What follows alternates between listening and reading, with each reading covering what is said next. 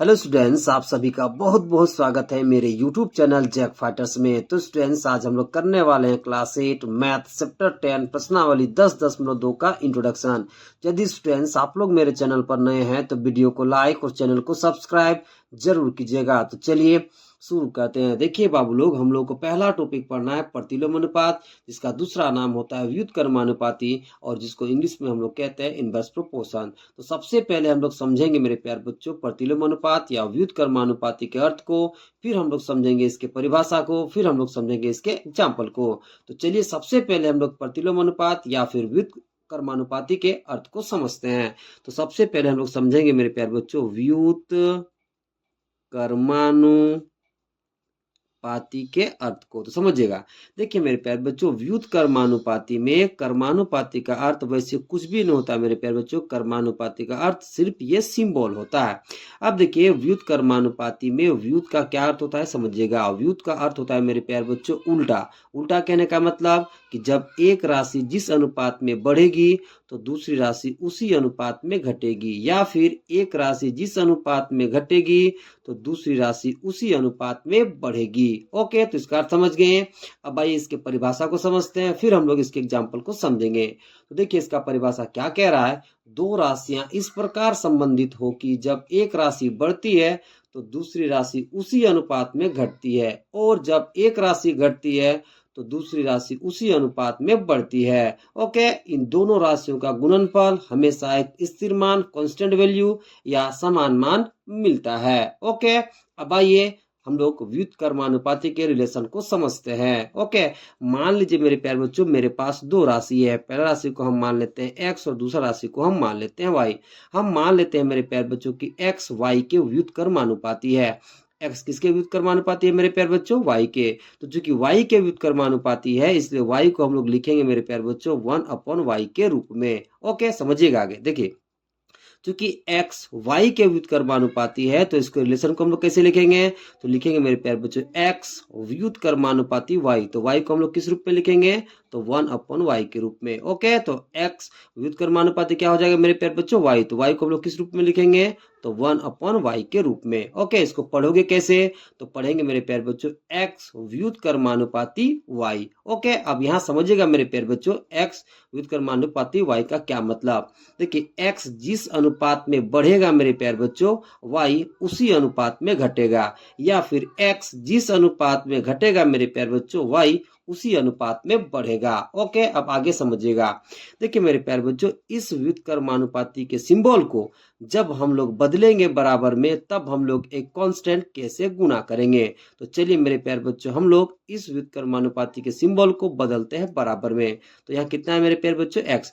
अब जब इस व्युत्क्रमानुपाती के सिंबल को हम लोग बदलेंगे बराबर में तब हम लोग एक कांस्टेंट कैसे गुना करेंगे। तो चलिए इसको बदल देते हैं बराबर में। तो एक कांस्टेंट कैसे हम लोग गुना कर लेते हैं। इधर कितना है पहले से मेरे प्यारे बच्चों? तो 1/y। ओके, यहाँ पर क्या है बताइए? एक स्थिरांक या फिर एक कांस्टेंट। ओके, तो इसे आप लिख लोगे तो क्या लिखोगे? तो लिखोगे जहां k बराबर स्थिरांक। क्या लिख लोगे? जहां k बराबर स्थिरांक, इसको इंग्लिश में कहते हैं मेरे प्यारे बच्चों कांस्टेंट। क्या कहते हैं बताइए? कांस्टेंट। ओके, अब आगे समझिएगा मेरे प्यारे बच्चों रिलेशन को। देखिए इधर x है तो x, यहाँ बराबर है तो बराबर। अब देखिए k जब गुना होगा मेरे प्यारे बच्चों 1 से तो हमें क्या मिल जाएगा? k बटा में कितना हो जाएगा मेरे प्यारे बच्चों? y। कितना हो जाएगा? y। अब आगे समझिए, देखिए यहाँ बट्टा के रूप में कुछ रहे तो कितना है मेरे प्यारे बच्चों? 1। कितना है बताइए? 1। अब मेरे प्यारे बच्चों हम लोग वज्र गुना यानी कि तिरछा गुना कर लेंगे। तो वो कैसे करेंगे? तो x को गुना कर लेंगे y के साथ, ओके, और 1 को गुना कर लेंगे k के साथ। तो देखिए मेरे प्यारे बच्चों, जब x गुना होगा y के साथ तो हमें कितना मिल जाएगा?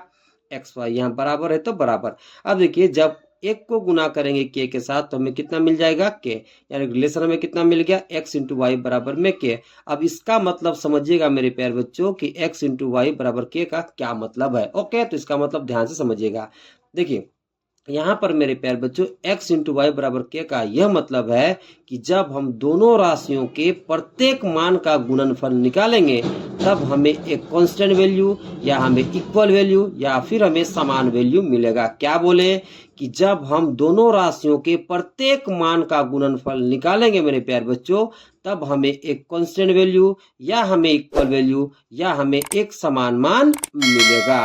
ओके, तो यहाँ x इंटू वाई बराबर k का यह मतलब है मेरे प्यारे बच्चों। ओके, तो चलिए अब हम लोग प्रतिलोम अनुपात या फिर व्युत्क्रमानुपाती के एग्जाम्पल को समझते हैं। तो एग्जाम्पल को ध्यान से समझिएगा बाबू लोग। देखिए, एग्जाम्पल के लिए हमने एक सारणी ले रखा है और इस सारणी में हमने दो राशि माना है। पहला राशि आदमी x के रूप में हमने माना है और दूसरा राशि काम दिन में y के रूप में माना है। तो एग्जाम्पल को ध्यान से समझिएगा मेरे प्यारे बच्चों। मान लीजिए कि 20 आदमी किसी काम को 30 दिन में खत्म करते हैं। ओके, क्या माने कि 20 आदमी किसी काम को 30 दिन में खत्म करते हैं।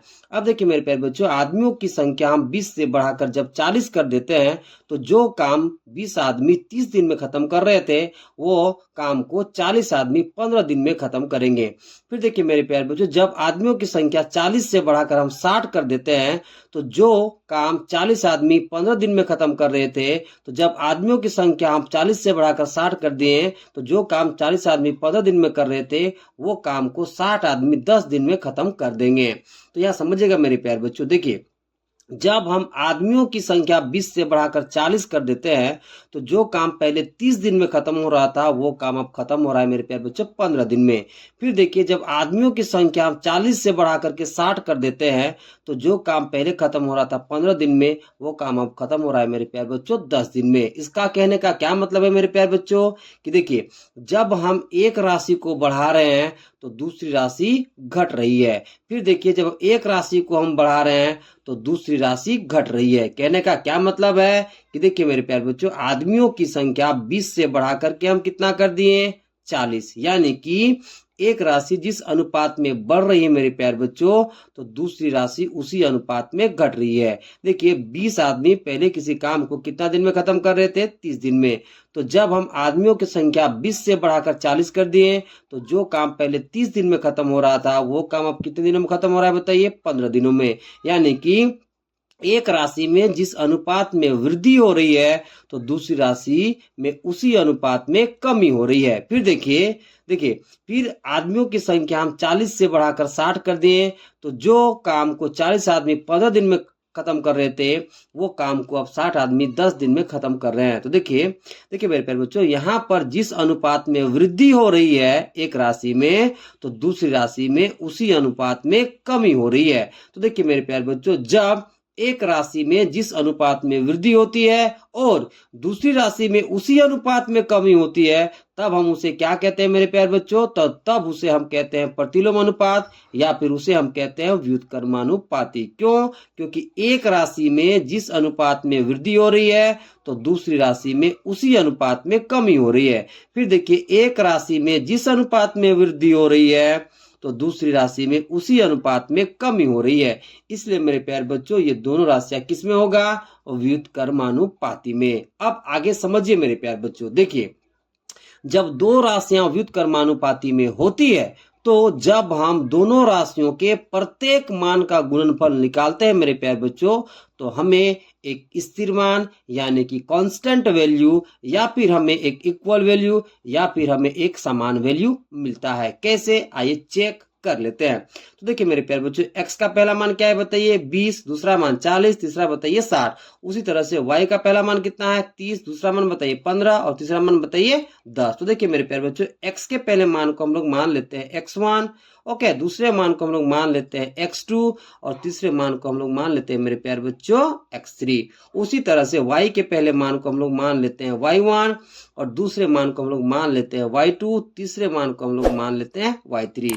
देखिए मेरे प्यारे बच्चों, जब दो राशियां व्युत्क्रमानुपाती में होती है तो दोनों राशियों के प्रत्येक मान का गुणनफल का वैल्यू हमें एक स्थिर मान या फिर हमें कांस्टेंट वैल्यू या फिर हमें इक्वल वैल्यू या फिर हमें समान वैल्यू मिलता है। कैसे? समझिएगा। देखिए मेरे प्यारे बच्चों, यहाँ पर दो राशि कौन कौन है बताइए, x और y। तो चलिए हम लोग दोनों राशि के प्रत्येक मान का गुणनफल निकालते हैं और चेक करते हैं कि बराबर आता है या फिर नहीं आता। तो चलिए सबसे पहले हम लोग दोनों राशि के पहले मान का गुणनफल निकालते हैं। ओके, तो पहले मान का जब गुणनफल निकालोगे मेरे प्यारे बच्चों तो क्या लिखोगे, तो लिखोगे मेरे प्यारे बच्चों x1 गुना में y1। ओके, अब x1 का मान कितना है मेरे प्यारे बच्चों, 20 गुना है तो गुना, y1 का मान बताइए 30। अब देखिए मेरे प्यारे बच्चों, जब हम इन दोनों को गुना करेंगे तो हमें कितना मिल जाएगा, 600। ओके, अब चलिए हम लोग दोनों राशियों के दूसरे मान का गुणनफल निकालते हैं। तो क्या लिखोगे, तो लिखोगे x2 गुना y2। अब देखिए x2 का मान कितना है मेरे प्यारे बच्चों, 40 गुना है तो गुना, y2 का मान कितना है मेरे प्यारे बच्चों, 15। अब देखिए इन दोनों को जब गुना करोगे मेरे प्यारे बच्चों तो हमें कितना मिल जाएगा, 600। ओके, अब चलिए हम लोग दोनों राशियों के तीसरे मान का गुणनफल निकालते हैं। ओके, तो क्या लिखोगे, तो लिखोगे x3 गुना में y3। x3 का वैल्यू कितना है बताइए, 60 गुना है तो गुना, y3 का वैल्यू बताइए 10। ओके, इन दोनों जब आप इन दोनों को गुना करोगे मेरे प्यारे बच्चों तो कितना मिल जाएगा, 600। कितना मिल जाएगा बताइए, 600। तो आप देख सकते हैं मेरे प्यारे बच्चों कि दोनों राशियों के प्रत्येक मान का गुणनफल हमें कितना मिल रहा है, 600। यहाँ पर भी बताइए 600, यहाँ पर भी बताइए 600। यानी कि दोनों राशियों के प्रत्येक मान का गुणनफल हमें एक कांस्टेंट वैल्यू यानी कि स्थिर मान या फिर इक्वल वैल्यू या फिर हमें समान वैल्यू मिलता है। ओके, चलिए अब अगला टॉपिक करते हैं। अगला टॉपिक है हमारे पास प्रतिलोम अनुपात से संबंधित उदाहरण। तो चलिए हम लोग सीखते हैं बाबू लोग कि कैसे हम लोग प्रतिलोम अनुपात से संबंधित सवालों का सॉल्यूशन कर पाएंगे। तो इसे हम लोग सीखेंगे एग्जाम्पल के द्वारा। तो देखिए एग्जाम्पल के लिए हमने एक सवाल ले रखा है। सवाल क्या कह रहा है, ध्यान दीजिए। तो देखिए बाबू लोग सवाल कह रहा है, यदि x और y प्रतिलोम अनुपात में है तो निम्न सारणी द्वारा x1, x2, y1 और y2 का मान ज्ञात कीजिए। देखिए मेरे प्यारे बच्चों, हमें एक सारणी दे रखा है जिसमें दो राशि x और y है। ओके, देखिए इस सारणी के हेल्प के द्वारा हमें x1, x2, y1 और y2 का मान ज्ञात करना है। देखिए मेरे प्यारे बच्चों, जब दो राशियां प्रतिलोम अनुपात में या फिर व्युत्क्रमानुपाती में होती है तो दोनों राशियों के प्रत्येक मान के गुणनफल का मान हमें एक कांस्टेंट वैल्यू यानी कि हमें एक इक्वल वैल्यू मिलता है। ओके, देखिए मेरे प्यारे बच्चों, यहाँ हमें किसका किसका मान निकालना है, x1, x2, y1 और y2 का। तो हम लोग क्या करेंगे मेरे प्यारे बच्चों, दोनों राशियों के प्रत्येक मान के गुणनफल को हम लोग जब बराबर करेंगे तो हम लोग आसानी से इन सब का वैल्यू ज्ञात कर पाएंगे। तो चलिए सबसे पहले हम लोग वैल्यूज को निकालते हैं। तो देखिए मेरे प्यारे बच्चों,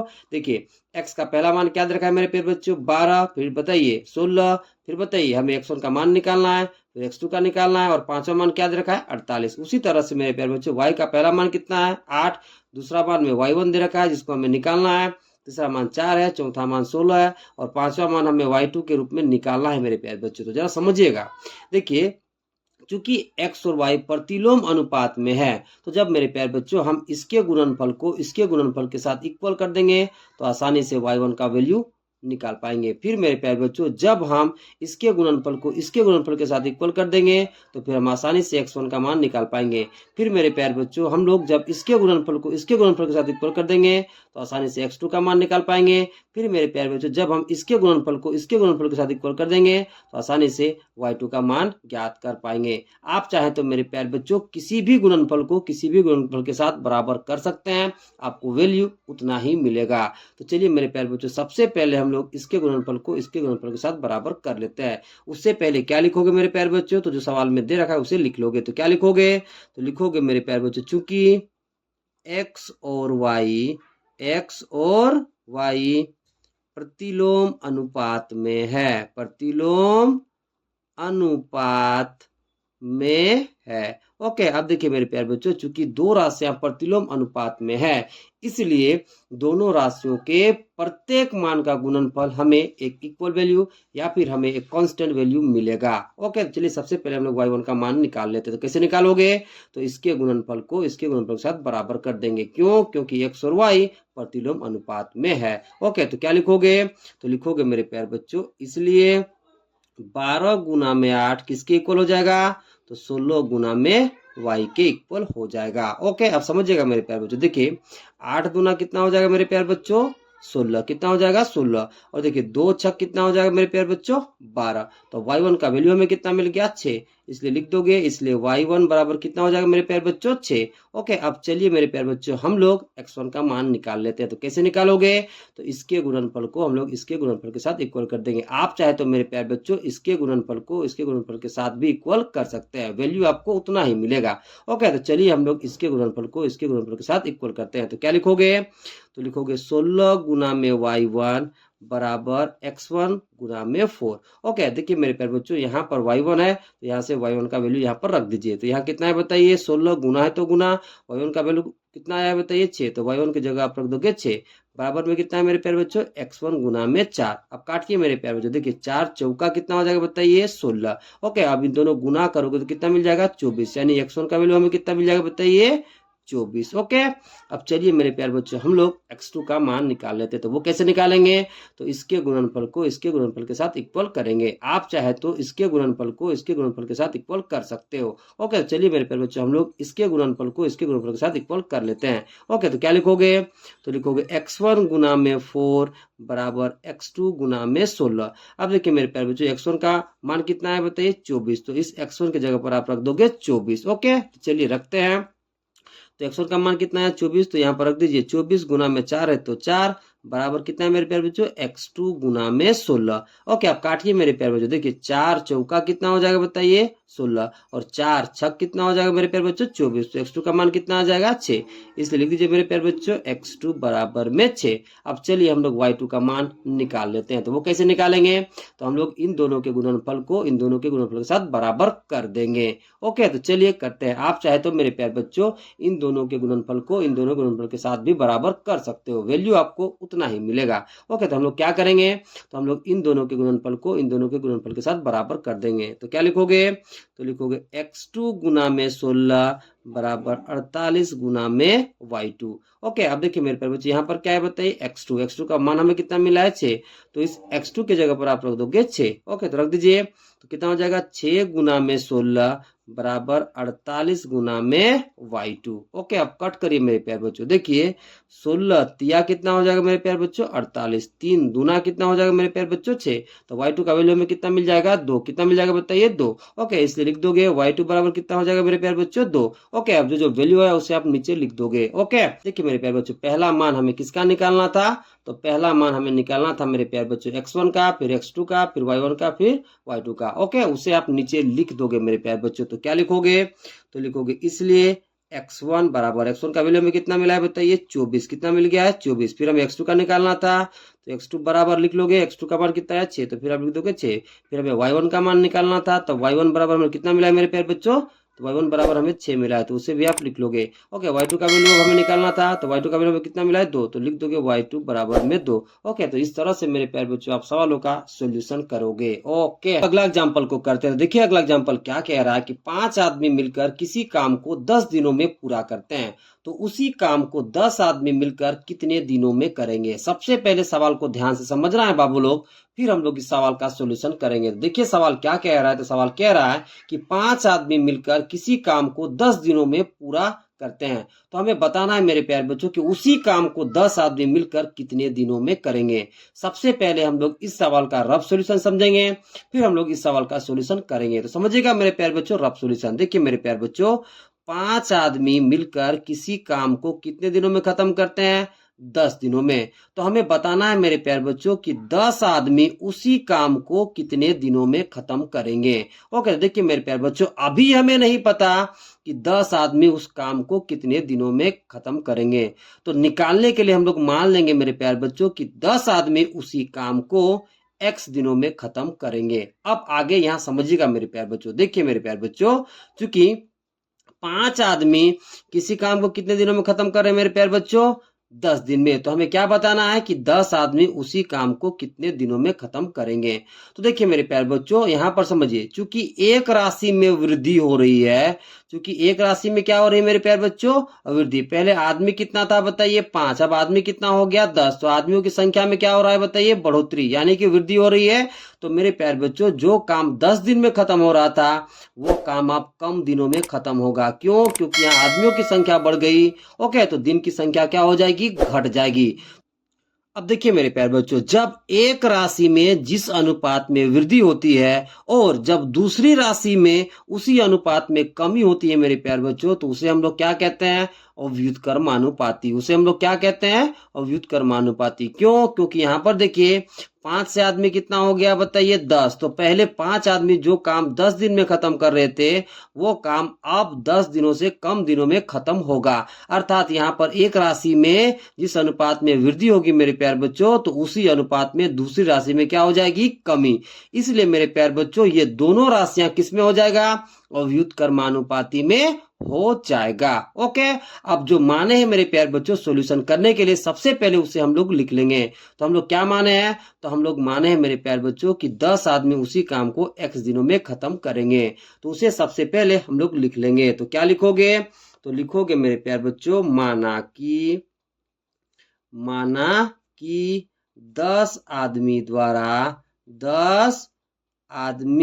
द्वारा काम को करने में लगा समय, इसे हम लोग मान लेंगे मेरे प्यारे बच्चों x दिन। कितना दिन मान लेंगे बताइए? x दिन। अब आगे समझिएगा मेरे प्यारे बच्चों, सबसे पहले हमें एक सारणी बनाना है मेरे प्यारे बच्चों। सारणी बनाने के लिए हम लोग एक आयताकार बॉक्स बना लेंगे। तो चलिए सबसे पहले हम लोग मेरे प्यारे बच्चों आयताकार बॉक्स बना लेते हैं। ओके, अब आगे समझिएगा मेरे प्यारे बच्चों, इस आयताकार बॉक्स में आपको एक क्षैतिज रेखा बना लेना है, फिर आपको 2 ऊर्ध्वाधर रेखा बना लेना है। अब आगे समझिए, देखिए मेरे प्यारे बच्चों, इन दोनों बॉक्सों में हमें सवाल में दिए गए 2 राशियों को भरना है। अब सवाल में दिए गए 2 राशि हम किसको मानेंगे, वो ध्यान से समझिएगा। फिर मेरे प्यारे बच्चों, इन दोनों बॉक्सों में हमें पहले कंडीशन के अनुसार भरना है, फिर हमें इन दोनों बॉक्सों में हमें दूसरे कंडीशन के अनुसार भरना है। तो सबसे पहले ये समझिए मेरे प्यारे बच्चों कि सवाल में 2 राशि हम किसे मानेंगे। तो देखिए मेरे प्यारे बच्चों, जो 5 आदमी दे रखा है, ये आदमियों की संख्या है, इसे हम मान लेंगे पहली राशि।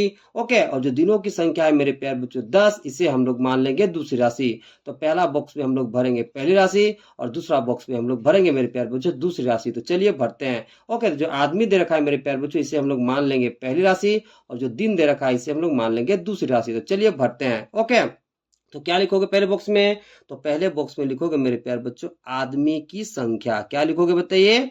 आदमी की संख्या। ओके, और दूसरी राशि को क्या मानोगे? तो उसे मानोगे मेरे प्यारे बच्चों दिनों की संख्या। तो उसे भी भर दीजिए यहाँ पर। तो क्या लिखोगे? तो लिखोगे दिनों की संख्या। ओके, अब इन दोनों बॉक्सों में मेरे प्यारे बच्चों पहले कंडीशन के अनुसार भरना है। देखिए पहला कंडीशन क्या कहता है?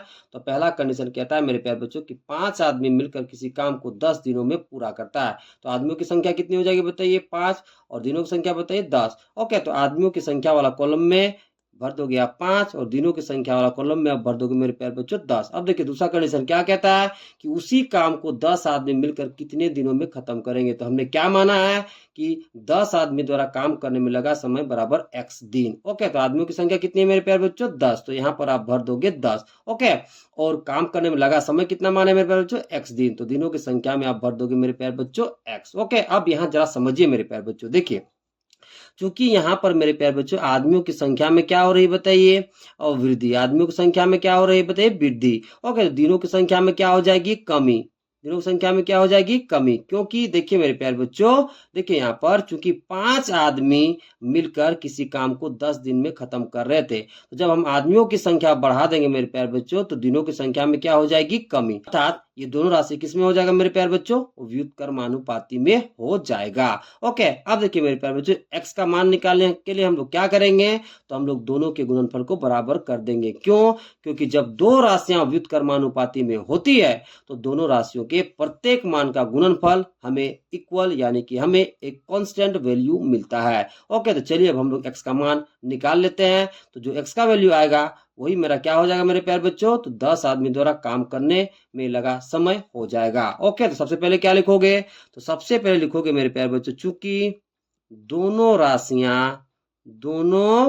राशियां व्युत्क्रमानुपाती में है, व्युत्क्रमानुपाती में है, इसलिए मेरे प्यारे बच्चों इन दोनों का गुणनफल इन दोनों के गुणनफल के इक्वल हो जाएगा। तो क्या लिखोगे? तो लिखोगे इसलिए 5 गुना 10 बराबर 10 गुना में x। ओके, अब देखिए मेरे प्यारे बच्चों 10 से 10 क्या हो जाएगा, कट जाएगा, तो x का मान हमें कितना मिल जाएगा मेरे प्यारे बच्चों, 5। इसलिए लिख दोगे x बराबर 5, यानी कि 10 आदमी उसी काम को करने में कितना दिन लेंगे मेरे प्यारे बच्चों, 5 दिन। तो इसे भी आप लिख दोगे, तो क्या लिखोगे, तो लिखोगे मेरे प्यारे बच्चों, इसलिए 10 आदमी 10 आदमी द्वारा काम करने में या काम को करने में लगा समय बराबर कितना दिन हो जाएगा मेरे प्यारे बच्चों, 5 दिन। कितना दिन हो जाएगा, 5 दिन। ओके, तो इस तरह के सवालों को आप इस प्रकार से बनाओगे। ओके।